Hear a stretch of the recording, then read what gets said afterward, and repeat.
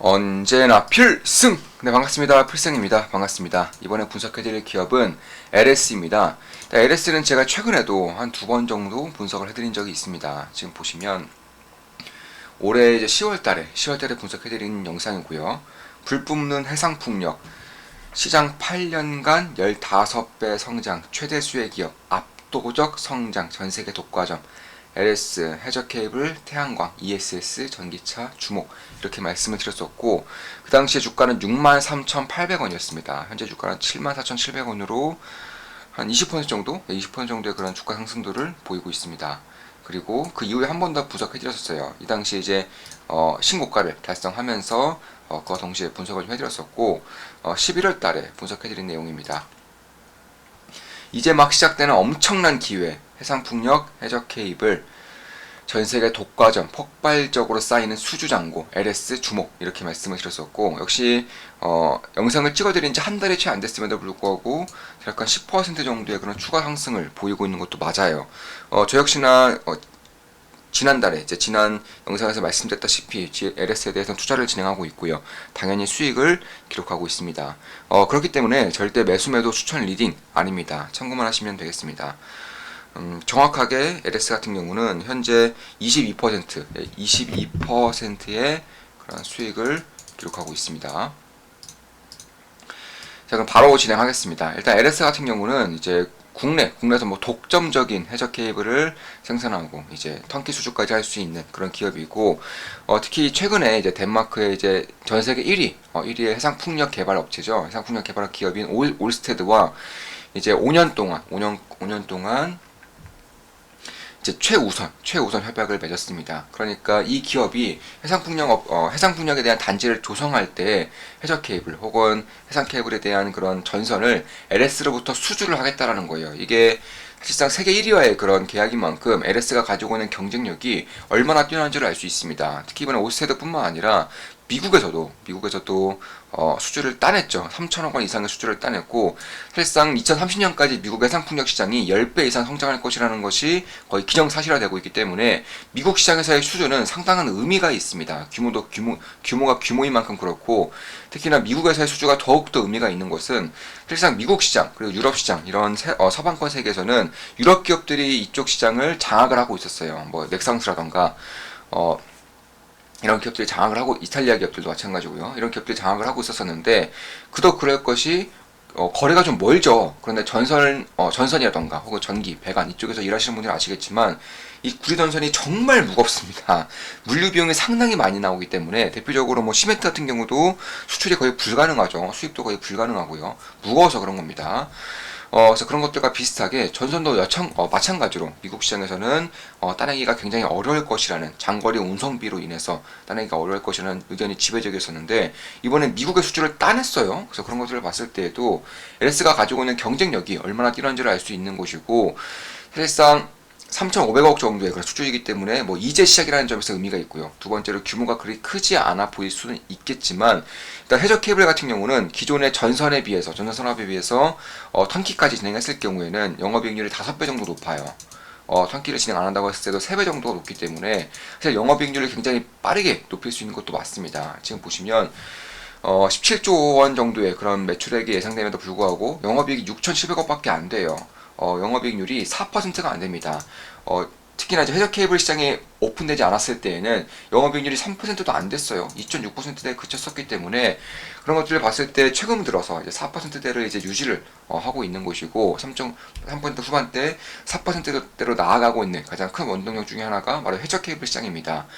따라 3천억 원에서도 만약에 턴키까지 진행한다면 영업이익이 1,000억 원 이상 들어가는 것이고 턴키를 진행하지 않는다고 하더라도 역시나 1,000억 원 정도의 영업이익이 들어갈 수 있다는 점에서 결코 작은 규모가 아닙니다. 따라서 해저 케이블 같은 경우는 하나하나의 그런 수주권이 실적에 직접적인 영향을 미칠 수 있을 정도로 굉장한 영향력을 발휘할 수 있다. 이렇게 보시면 될 것 같습니다. 특히 이제 아시아 시장에서는 LS가 독점적인 역할을 하고 있어요. 물론 일본의 스미토모도 있지만 특히 대만 시장에서도 대만도 선국가이기 때문에 해상풍력 시장이 상당히 크죠.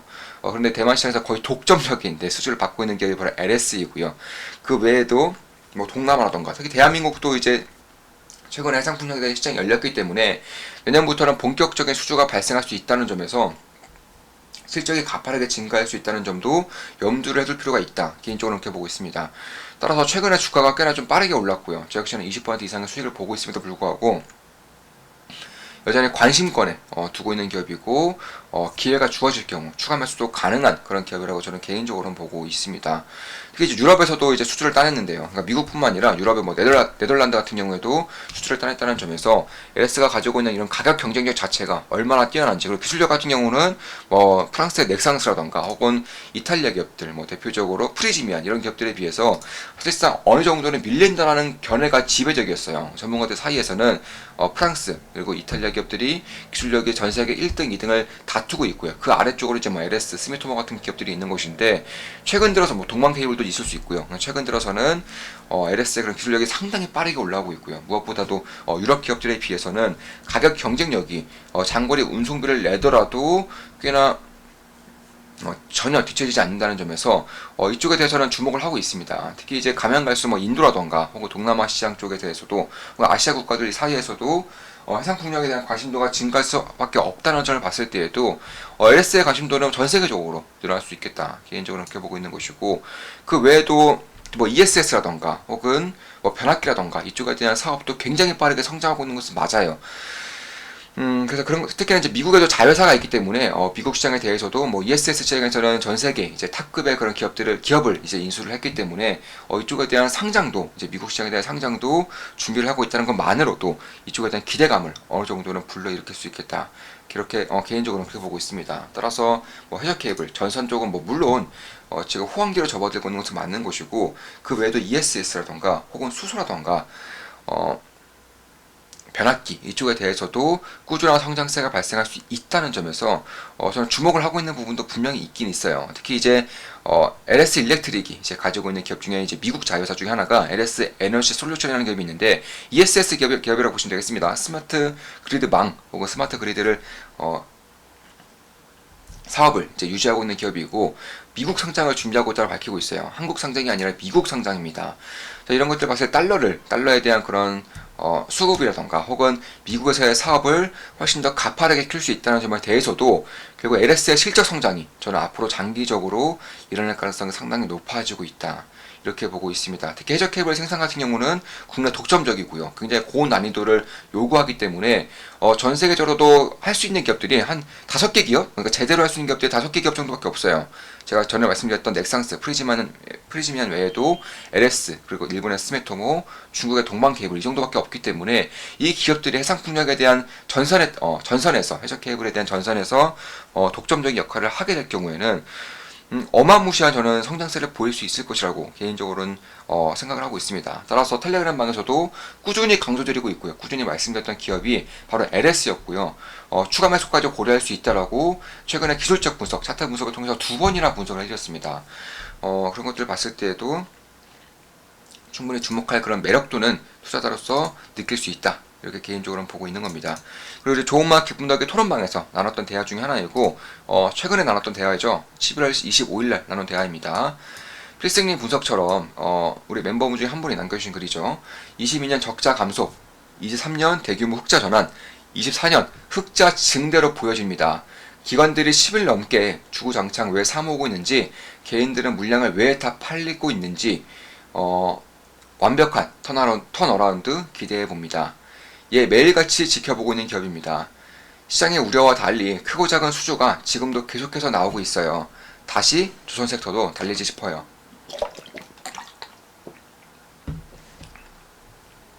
네, 매출액 증가율보다 영업이익률 증가율이 가파른 것으로 보아 납품가가 많이 개선될 것으로 예상됩니다. 상당히 좋은 분석이죠. 사부님이 강조해주신 인프라 주식들이 다 좋았네요. 멋진 마무리입니다. 옛날에 금요일이었고 사실 국내 주식들은 상당히 좋았습니다. 예, 좋은 분석입니다. 감사합니다, 필승님. 필승님의 관심 종목으로 넣어주신 덕에 알려주시는 종목들 혼자 분석해보고 자료도 찾아보니 재미가 있으면서 많은 공부가 됩니다. 네, 이렇게 말씀해 주셨고, 사실 토론방에서도 이런 양질의 대화들이 계속적으로 나오고 있고요. 상당히 의미가 있다고 저는 보고 있는 것이고 감히 대한민국의 최고의 그런 투자 스타디라고 확신하고 있습니다. 더욱더 이제 우리 멤버분들의 그 실력이 일취월장하기를 바라는 마음도 분명히 있고요. 저 역시나 그런 것들을 위해서 최선을 다하고 있는 것은 맞아요. 핵심만을 이제 필두로 이제 분석도 해드리고 있고 그 이유라던가 혹은 제가 투자하고 있는 내역들을 실시간으로 공개하고 있고 계좌도 한 번도 빠짐없이 꾸준히 오픈하고 있기 때문에 이런 것들을 통해서 분명히 도움이 되는 것들이 많을 것이라고 생각하고 있습니다. 자, 방송 마치겠습니다. 지금까지 LS에 대한 분석이었고 회적 케이블, 해상 풍력을 필두로 분석을 해드렸습니다. 그 외에도 ESS라던가 변압기, 전선, 인프라 쪽에 대해서도 관심을 가져야 된다라고 분석해드렸습니다. 앞으로도 좋은 분석, 좋은 기업 분석으로 찾아뵙겠습니다. 필승 구독, 알림 설정은 돈이 됩니다. 필승!